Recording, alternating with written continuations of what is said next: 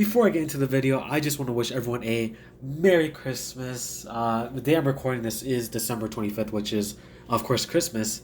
And lots of fun stuff to come to end the year off. For example, an All My Tanks tour.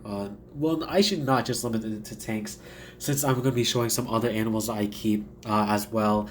And a lot of stuff is coming. And it's going to be a really fun time to end 2020 off. And, Merry Christmas, and let's get into the video.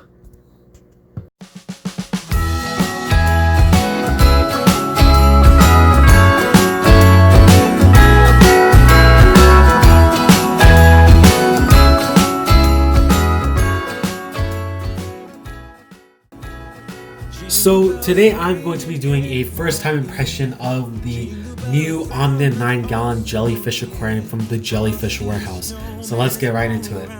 So the tank itself is 14 by 13 by 13, and this tank comes in two sizes. The one I have right here is the Omni 9, which is 14 by 13 by 13, and the Omni 15, which I forgot the dimensions for it, but I'll put it up on the screen. And like the name suggests, this tank is 9 gallons and the 15 is 15 gallons. This tank may not look jellyfish suitable, since due to common myth, a lot of people think that jellyfish have to be kept in grounded tanks or crystal tanks. Well, as people have further progressed in the jellyfish keeping side of the hobby, they have found out that you can actually keep jellyfish in a wide variety of tanks as long as you make some modifications to it. For example, you can take a normal 20 long and make it into a perfectly suitable jellyfish aquarium if you do make the right modifications. And this is what they have done with the Fluval Flex series. So as we can see, it just looks like a normal aquarium, but now I'll take you through the modifications that they have made. So the first modification is that this doesn't have the normal intake and return as the normal Fluval Flex series has. They actually removed that part and instead siliconed a mesh fitting into the back of the tank, which is where the filtration is, and this helps for better water circulation and better water quality since more water is being moved around. And that bag right there is what contains the Biomedia, and this is called Super Start Biomedia. Basically what it is pre-cycled Biomedia that will help cycle your tank faster. One bag of this stuff can treat 50 gallons is what they say, and considering that they hand out one bag in each tank, that is a powerful punch of biological filtration for your jellyfish tank, which is gonna be needed if you're gonna be keeping jellyfish. Now the second modification you can see is a spray bar, and this is the same spray bar that you'll find on the Awaze canister filter series, such as the Filtosmart Thermo 200 that's on my Shell Dweller tank right now. But this basically helps form a really gentle stream of flow, and that's my main complaint with the filter depending on what tank you have it on. For example, the 55, well, it is on a 55 and there's not much water circulation going all the way, so I had to get a skimmer for it. But for tanks like this is actually completely fine. And what they have done with this is they have glued it, or not glued it, but they have attached it so that it is pointing down, so all the flow actually points down, and when the pump is on, all the water is actually circulating in a kind of circle motion due to the glass being curved, which helps keep the jellies afloat and not on the ground. And the third modification is that this tank doesn't actually come with a sponge, Biomedia, and carbon like a normal Fluval Flex kit would come with.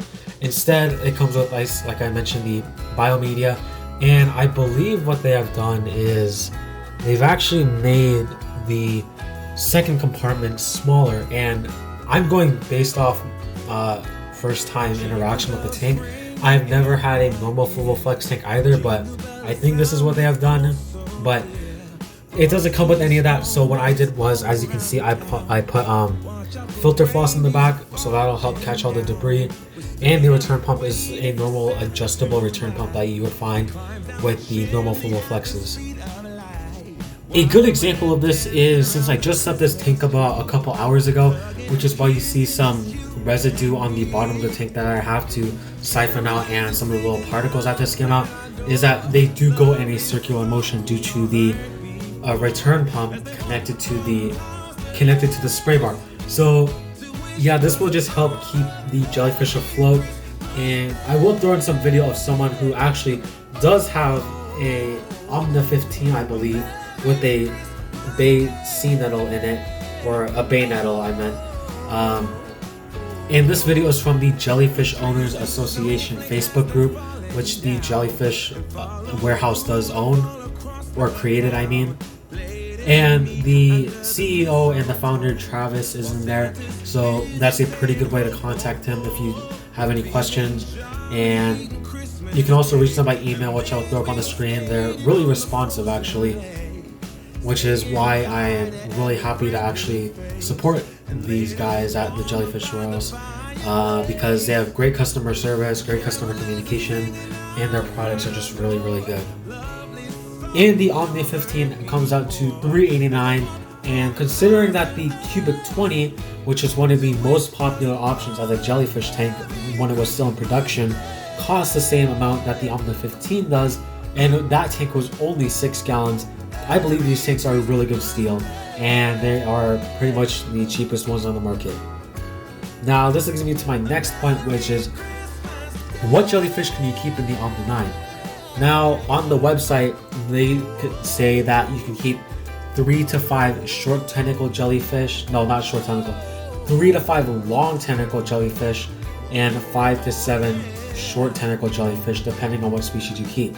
Now this is just by tentacle length, and the specific species you can keep in this tank, which is also a list on the website I will go over now: moon jellyfish, spotted lagoon jellyfish, comb jellyfish. This goes for both the sea walnut and the sea gooseberry, flame jellyfish, ice jellyfish, fried egg jellyfish, upside down jellyfish, dwarf lion's mane jellyfish, and the mangrove box jellyfish, as well as marble jellyfish, and bay nettle jellyfish as well.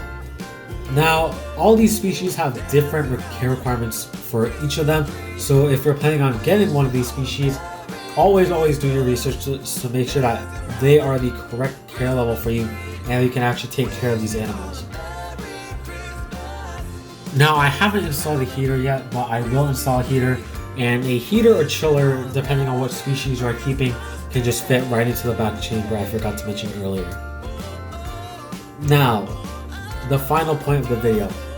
What jellyfish will I be keeping in this tank? That is a secret, but I will give off 2 hints. One, they are on the list that I just named, and I'll put it back up on the screen. And 2, they are not the moon jellyfish or the spotted lagoon jellyfish or the upside down jellyfish. So that's 3 jellyfish off that list, and I'll let your guys' mind run wild with I can't speak. I'll let your guys' minds run wild with the remaining jellyfish that are on the list on what species I'm going to be keeping. But I will say that it is very soon that I will hopefully keep these, and I say hopefully because while the tank is cycling as we speak, since I did dose the remaining portion of Biospira, combining that with the Superstart Biomedia, this tank should be cycled within a couple days to a week. The main problem is just finding the jellyfish since they're currently out of stock, but I did hear word that they are being grown out in the facility of the Jellyfish Warehouse because they are aquacultured, which is really good. And hopefully next month I will be able to get my hands on a trio of jellyfish. So I hope that everyone watching this video got a good idea of kind of what this tank brings to the table in terms of jellyfish keeping. And as far as I know, this is the only video on YouTube of the Omni series tank. So hopefully if you are looking to keep jellyfish, or were looking at these tanks and didn't know what they were about, hopefully this video gave you some good points and helps you make up your mind. I'm certainly enjoying it so far. And if this video did help you and you would like to stay along to see what jellyfish I do get, or you just like all my other content on this channel, then please consider subscribing and hitting the notification bell, because due to YouTube's weird update, sometimes just hitting the subscribe button doesn't show the video in your subscription box anymore. So please consider subscribing, hitting the bell to get a notification when I do upload.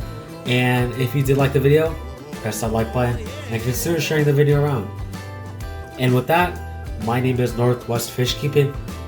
Welcome, wishing everyone a Merry Christmas, and I'll see everyone in the next one.